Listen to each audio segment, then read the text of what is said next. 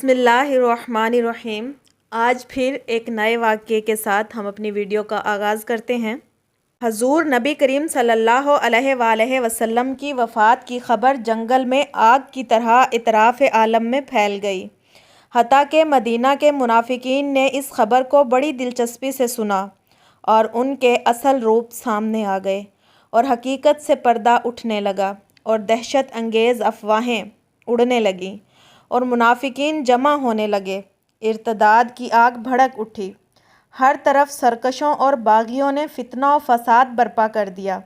تو حضرت ابوبکر صدیق رضی اللہ تعالیٰ عنہ نے مہاجرین و انصار کو جمع کیا اور ان سے مشورہ لیا اور فرمایا کہ عرب کے لوگوں نے زکوٰۃ میں اپنے اونٹ اور بکریاں دینے سے انکار کر دیا ہے اور کہتے ہیں کہ وہ آدمی یعنی حضور پاک صلی اللہ علیہ وآلہ وسلم جس کی وجہ سے تمہاری مدد کی جاتی تھی وہ وفات پا گیا ہے۔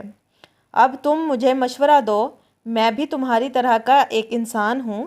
حضرت عمر رضی اللہ تعالیٰ عنہ نے کہا کہ میری رائے یہ ہے کہ ان سے نماز قبول کی جائے اور زکوٰۃ ان کے لیے چھوڑ دی جائے، کیونکہ وہ زمانہ جاہلیت کے قریب ہیں یعنی نو مسلم ہیں۔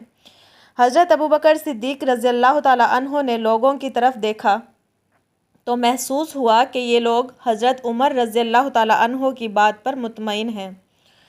تو صدیق اکبر رضی اللہ تعالیٰ عنہ اپنی جگہ سے اٹھے اور ممبر پر چڑھ کر اللہ تعالیٰ کی حمد و ثنا بیان کرنے کے بعد بآواز بلند اپنے جذبہ ایمانی کا اظہار کرتے ہوئے اور نحیف الجسم ہونے کے باوجود حملہ آور شیر کی طرح گرجدار آواز میں فرمایا، خدا کی قسم میں اس وقت تک ایک حکم الہی پر قتال کرتا رہوں گا جب تک کہ اللہ تعالیٰ اپنا وعدہ پورا فرما لیں اور ہم میں سے قتال کرنے والا قتال کرتے ہوئے شہید ہو جائے اور جنت کا مستحق ہو جائے، اور ہم میں سے زندہ بچنے والا خلیفہ ہو کر زمین کا مالک بنے۔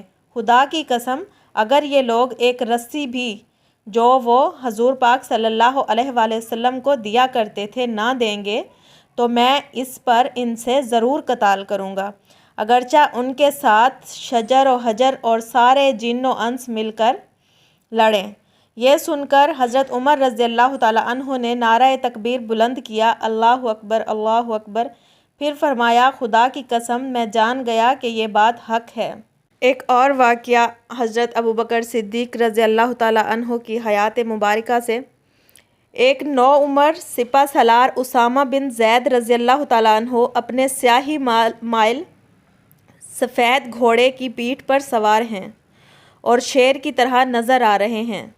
دل اللہ اور اس کے رسول صلی اللہ علیہ وآلہ وسلم کی محبت سے معمور ہے اور ایمان رگ و ریشہ میں سرایت کیے ہوئے ہے۔ ایسے میں حضرت ابوبکر صدیق رضی اللہ تعالیٰ عنہ پروکار انداز میں دوڑتے ہوئے مقام جرف میں پہنچ گئے اور لشکر کے ایک ایک سپاہی سے ملنے لگے اور ان کا جائزہ لینے لگے۔ پھر اس نوعمر قائد لشکر کے پاس پہنچے۔ آپ رضی اللہ تعالیٰ عنہ کے پاؤں مبارک ریت میں دھنسے جا رہے تھے اور گھوڑوں کے سم مٹی اور گرد کو اڑا رہے تھے۔ تو شیر کے اس بچے کو خلیفۃ المسلمین پر رحم آیا اور انتہائی ادب و احترام کے ساتھ عرض کیا کہ اے خلیفہ رسول، خدا کی قسم آپ سوار ہو جائیں ورنہ میں سواری سے نیچے اتر آؤں گا۔ صدیق اکبر رضی اللہ تعالیٰ عنہ نے فرمایا کہ خدا کی قسم نہ تم نیچے اترو گے اور نہ میں سوار ہوں گا، اگر اللہ کی راہ میں تھوڑی دیر کے لیے میرے قدم غبار آلود ہو گئے تو کیا ہوا۔ ایک اور واقعہ خلیفہ بننے کے بعد حضرت ابوبکر صدیق رضی اللہ تعالیٰ عنہ۔ صبح سویرے حضرت ابوبکر صدیق رضی اللہ تعالیٰ عنہ اپنے سر پر کپڑوں کا انبار اور کپڑوں کے تھان اٹھائے گھر سے نکلے اور بڑی مستعدی اور نشاط کے ساتھ بازار کی طرف دوڑے ہوئے جا رہے تھے کہ راستے میں حضرت عمر بن الخطاب رضی اللہ تعالیٰ عنہ اور حضرت ابو عبیدہ بن الجراح رضی اللہ تعالیٰ عنہ کے ان پر نظر پڑ گئی۔ وہ دونوں ان کا راستہ کاٹتے ہوئے دوڑے۔ حضرت عمر رضی اللہ تعالیٰ عنہ نے ان کو زور سے آواز دی کہ اے خلیفہ رسول، کہاں جا رہے ہیں؟ صدیق اکبر رضی اللہ تعالیٰ عنہ نے سر پر لادے ہوئے کپڑوں کے اس انبار کے نیچے سے جھانکتے ہوئے کہا کہ بازار جا رہا ہوں۔ حضرت عمر رضی اللہ تعالیٰ عنہ نے کہا کہ بازار جا کر کیا کرو گے؟ صدیق اکبر رضی اللہ تعالیٰ عنہ نے متعجب ہو کر جواب دیا کہ اے عمر رضی اللہ تعالیٰ عنہ، کپڑوں کو بیچوں گا۔ حضرت عمر رضی اللہ تعالیٰ عنہ نے کہا لیکن اب تو ایک چیز نے آپ کو مشغول کر دیا ہے۔ حضرت ابوبکر صدیق رضی اللہ تعالیٰ عنہ پہلے خاموش رہے، پھر فرمایا تمہاری مراد خلافت ہے؟ حضرت عمر رضی اللہ تعالیٰ عنہ نے کہا کہ جی ہاں۔ صدیق اکبر رضی اللہ تعالیٰ عنہ نے تعجب خیز انداز میں پوچھا کہ اے ابن خطاب رضی اللہ تعالیٰ عنہ، پھر میں اپنے بچوں کو کہاں سے کھلاؤں گا؟ حضرت عمر رضی اللہ تعالیٰ عنہ نے کہا کہ ہم بیت المال سے آپ رضی اللہ تعالیٰ عنہ کے لیے کچھ مقرر کر دیں گے۔ چنانچہ حضرت ابوبکر صدیق رضی اللہ تعالیٰ عنہ نے لوگوں کے حالات کے پیش نظر اس بات کو منظور کیا اور بازار تشریف نہیں لے گئے۔ ایک بار نبی کریم صلی اللہ علیہ وآلہ وسلم کی وفات کے بعد مسلمانوں کے دل حزن و ملال سے لبریز ہو گئے اور چہروں پر پریشانی و اداسی ظاہر ہونے لگی۔ اس غم خیز فضا سے نکلنے کے لیے حضرت ابوبکر صدیق رضی اللہ تعالیٰ عنہ نے حضرت عمر فاروق رضی اللہ تعالیٰ عنہ سے فرمایا کہ چلو ام ایمن رضی اللہ تعالیٰ عنہ کے پاس چلتے ہیں، ان کی زیارت کرتے ہیں، جیسا کہ رسول کریم صلی اللہ علیہ وآلہ وسلم ان سے ملنے جایا کرتے تھے۔ جب وہ دونوں حضرات رضی اللہ تعالیٰ عنہما ام ایمن رضی اللہ تعالیٰ عنہ کے پاس پہنچے تو دوران ملاقات ام ایمن رضی اللہ تعالیٰ عنہ بہت زیادہ رونے لگیں۔ انہوں نے پوچھا کہ آپ رضی اللہ تعالیٰ عنہ کیوں رو رہی ہیں؟ کیا آپ رضی اللہ تعالیٰ عنہ جانتی نہیں کہ اللہ تعالیٰ کے پاس جو اجر و نعمت ہے وہ رسول اللہ صلی اللہ علیہ وآلہ وسلم کے لیے بہت بہتر ہے؟ کہنے لگیں کہ میں اس لیے نہیں رو رہی ہوں کیونکہ میں جانتی ہوں کہ جو کچھ بھی اللہ تعالیٰ کے حضور ہے وہ رسول اللہ صلی اللہ علیہ وآلہ وسلم کے لیے بہتر ہے۔ میں تو اس بات پر رو رہی ہوں کہ اب آسمان سے وحی کے آنے کا سلسلہ منقطع ہو گیا۔ ام ایمن کی اس بات نے ان کو بھی رونے پر مجبور کر دیا، چنانچہ وہ حضرات رضی اللہ تعالیٰ عنہما بھی ام ایمن رضی اللہ تعالیٰ عنہ کے ساتھ رونے لگے۔ اور واقعہ کچھ لوگ سفر پر نکلے تو ان میں ایک آدمی حضرت ابوبکر صدیق رضی اللہ تعالیٰ عنہ اور حضرت عمر رضی اللہ تعالیٰ عنہ کو برا بھلا کہنے لگا۔ لوگوں کو اس پر غصہ آیا اور اس کو تنبیہ کی کہ باز آ جاؤ، کیا تم رسول اللہ صلی اللہ علیہ وسلم کے دو وزیروں یعنی حضرت ابوبکر صدیق اور حضرت عمر رضی اللہ تعالیٰ عنہ کو برا بھلا کہتے ہو؟ لیکن وہ شخص باز نہ آیا اور گالیاں دیتا رہا اور حضرات شیخین کی شان میں نامناسب الفاظ بولتا رہا۔ کچھ ہی دیر کے بعد اس شخص کو بیت الخلاء جانے کی ضرورت پیش آئی۔ جب وہ بیت الخلاء میں پہنچا تو شہد کی مکھیوں اور بھیڑوں کے جھنڈ نے اس پر حملہ کر دیا۔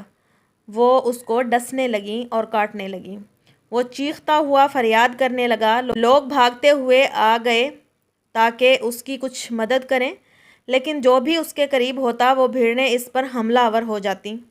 چنانچہ لوگوں نے اس کو چھوڑ دیا اور دور سے اس کو دیکھتے رہے۔ نتیجہ یہ ہوا کہ شہد کی ان مکھیوں اور بھیڑوں نے اس کا جسم چھلنی چھلنی کر دیا۔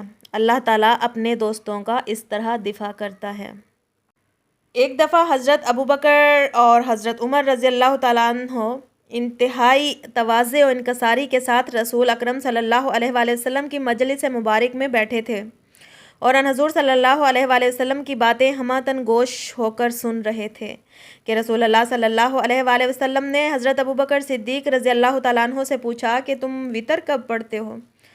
حضرت ابوبکر صدیق رضی اللہ تعالیٰ عنہ نے نہایت ادب کے ساتھ جواب دیا کہ میں رات کے اول حصے میں وتر پڑھتا ہوں۔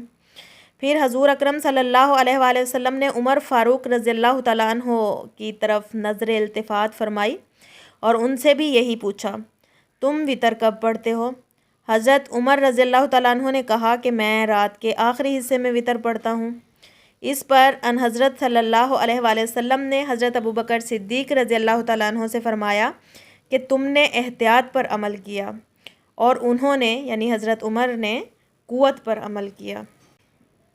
ایک بار لوگوں نے ایک چور کو پکڑا اور اسے رسول اللہ صلی اللہ علیہ وآلہ وسلم کی خدمت میں پیش کر دیا۔ حضور صلی اللہ علیہ وآلہ وسلم نے فرمایا کہ اس کو قتل کر دو۔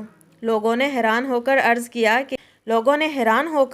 کیا کہ یا رسول اللہ صلی اللہ علیہ وآلہ وسلم، اس نے صرف چوری کی ہے۔ حضور صلی اللہ علیہ وآلہ وسلم نے فرمایا کہ اس کو قتل کر دو۔ لوگوں نے پھر عرض کیا یا رسول اللہ اس نے صرف چوری کی ہے، تو ان حضور صلی اللہ علیہ وآلہ وسلم نے فرمایا اچھا اس کا ہاتھ کاٹ دو۔ چند دن گزرے تو اس شخص نے پھر چوری کی تو اس کا ایک پاؤں کاٹ دیا گیا۔ پھر اس نے عہد صدیقی میں تیسری بار چوری کی تو اس کا دوسرا ہاتھ کاٹ دیا گیا۔ اس کے بعد اس نے پھر چوتھی بار چوری کا ارتکاب کیا تو اس کا دوسرا پاؤں بھی کاٹ دیا گیا۔ اس طرح اس کے سارے ہاتھ پیر کٹ گئے، لیکن اس کے بعد اس نے 5ویں مرتبہ پھر چوری کا ارتکاب کیا تو ابوبکر صدیق رضی اللہ تعالیٰ عنہ نے فرمایا کہ رسول اللہ صلی اللہ علیہ وآلہ وسلم اس شخص کو زیادہ جانتے تھے۔ جس وقت آپ صلی اللہ علیہ وآلہ وسلم نے فرمایا تھا کہ اس کو قتل ہی کر دو، پھر حضرت ابوبکر صدیق نے اس چور کو قتل کے لیے قریش کے چند نوجوانوں کے حوالے کر دیا، جنہوں نے اس کو پھر قتل کر دیا۔ ایک اور واقعہ ہے، کوفہ اور بصرہ کے کچھ لوگ حضرت عمر بن خطاب رضی اللہ تعالیٰ عنہ کو ملنے مدینہ منورہ آئے۔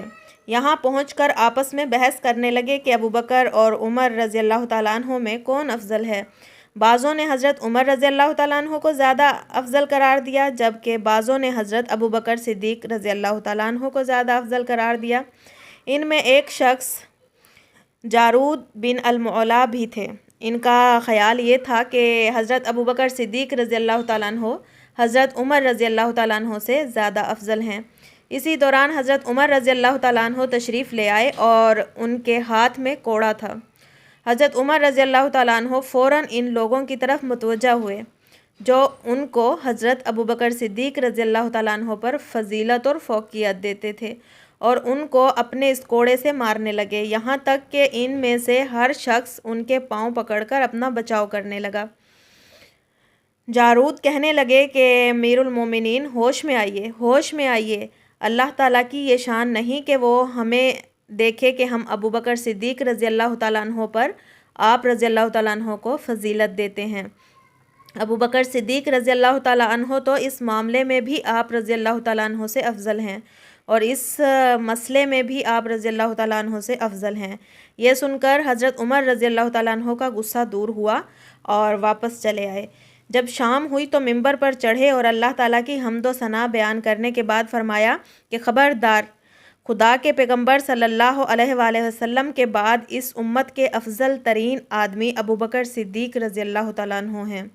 جو شخص اس کے بعد کسی اور کو افضل کہے گا تو وہ جھوٹ گھڑے گا، اور اس کی سزا وہی ہوگی جو ایک افطرہ پرداز کی ہوتی ہے۔